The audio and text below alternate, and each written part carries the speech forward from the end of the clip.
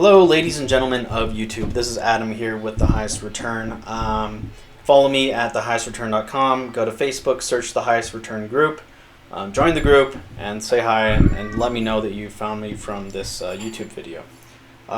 Today I'd like to talk to you about finding a real estate property that will cash flow. I don't have as much hype as some of these other channels like Bigger Pockets, but I will want to show you how you can do this without going through the complicated methods of finding leads and sending out mail, doing cold calls, and in essence ripping people off by trying to get them to sell their homes for too cheap. So this is all using the MLS, and this is what I've done in the past. I'm just going to show you guys how to do this here because I want to help other people that are in my group or that follow me to do better and to have more stories to share with me. So let's I'm going to first show you a tool that I use to get data. It's called Zillow To Excel, and it's a Google Chrome extension. And what it does is it basically scrapes data from Zillow when you navigate through the browser. I don't think Zillow has a free API that you can use to get that information, so this is what I'm using right now. If you know of a better way to do that, let me know. So I put in a criteria. So this is going to be a rental, so I'm going to do 2 beds, 1 bath. I'm going to do a criteria of up to $270,000 here. And we only want homes, just houses. And let's see, any other information, any square feet is fine. We don't really want a very big HOA, so I'm going to do a maximum $50 per month HOA. And let's start exploring here. Oh, do we not have any results here? Let's see, do I have another filter? Bedrooms, 2+, 1+, houses. That should be fine. Include homes with incomplete HOA data. Okay, there must be some other filter that I have here. So let me do reset all filters. Okay. So now we have a lot more stuff going on. That's fine. This will be okay. All right, so as we go through here, Zillow To Excel will start to capture results. And as I navigate and get more of these popping up, it will get more results for me to just explore. I do not want land. This is something that really we don't need. Clogging up our spreadsheet here.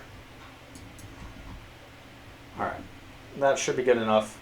So now I have 151. I'm gonna just delete these because I think it picked up some land, which will screw up our calculations here.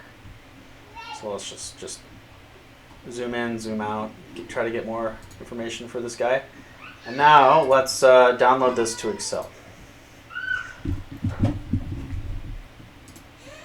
So what this tool exports for you is the URL's estimate price and also rent's estimate. Now this is very important, the rent's estimate. So what I do is I don't really have time to figure out what I think things will rent for.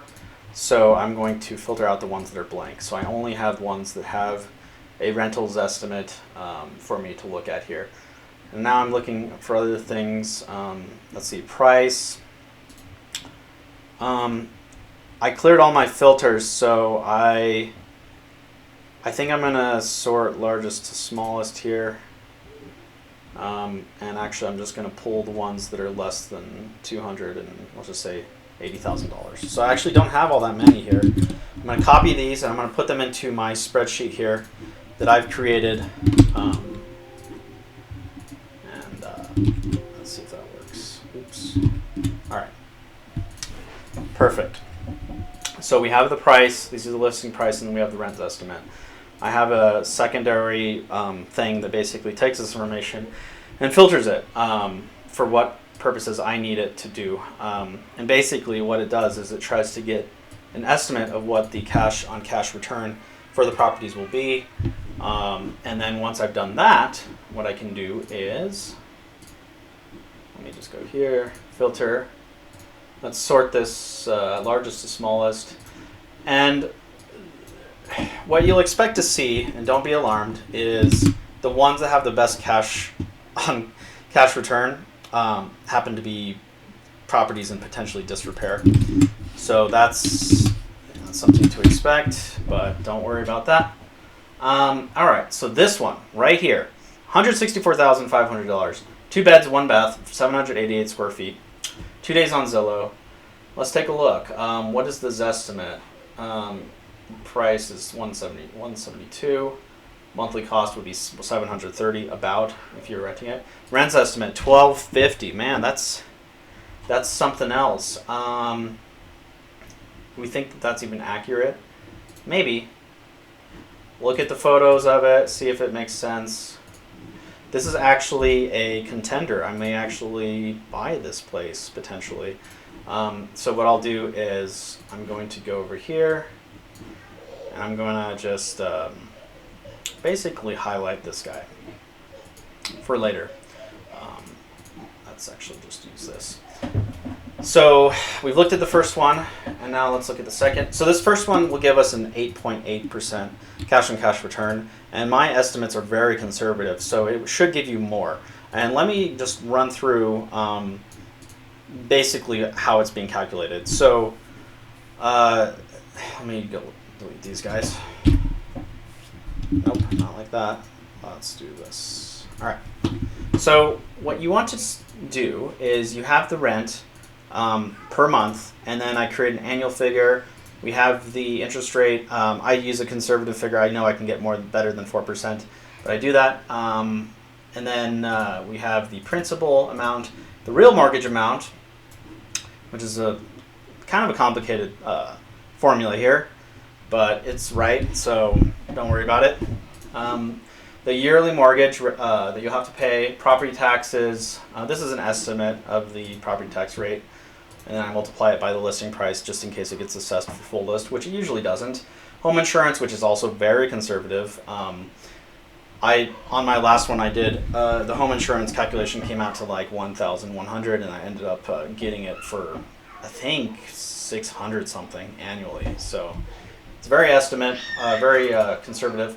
Closing costs, so this might be on the low side potentially, but that's okay. Property management fee, I use 10%, which is pretty much the highest that people charge, the standard. And then vacancy rate, 5%, which is actually pretty high vacancy rate. So that's what I did to come up with this base cash on cash formula here. And so I take the yearly rent minus the yearly mortgage, minus the property tax, minus the home insurance, minus the property management, minus the vacancy, and then I divide that over my basically cost basis, which is the closing costs plus the down payment. So you can think of the top on part as how much money is coming in per year, and then you're dividing that by the amount you put in. And if you get a low amount, it would have been better for you to put your money in a bank account, for example, or in the stock market or high yield fund or something like that. So these two are probably the only ones I would consider. This is a really fast way of just paring down information, which will save you time. And I actually will, if you're interested, send me a message in Facebook. Find me on the highest return group, send me a message through there. I'm the admin. And then ask for this spreadsheet and I'll send it to you if you need it.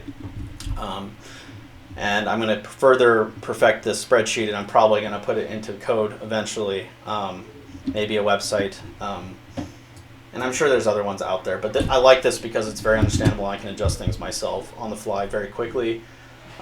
So let's take a look at the second address real quick because we can. So this is 1886 Raspberry Drive Northeast, 195. Let's see, it's from 1994. So other things you consider once you start digging into things is looking at the age, and then try to consider what your capital expenses would be, like if there needs to be a new roof, for example. So you go down here, and you will see the estimated monthly cost, and then the rent estimate, $1,350. And then basically using this right here with your estimated monthly cost, you could get pretty close. You want to add the property management fees from the rent, but you also get close to what I have on my spreadsheet. This estimated monthly cost is not something that gets exported from the Zillow To Excel tool. Yeah, so this one here looks nice.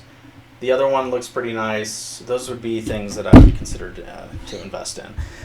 Don't be caught up in nice looking properties or things that are a little bit more expensive, because ultimately these are not things you're going to live in. They're things that you're going to rent out and make money on. So I hope this has been helpful to you.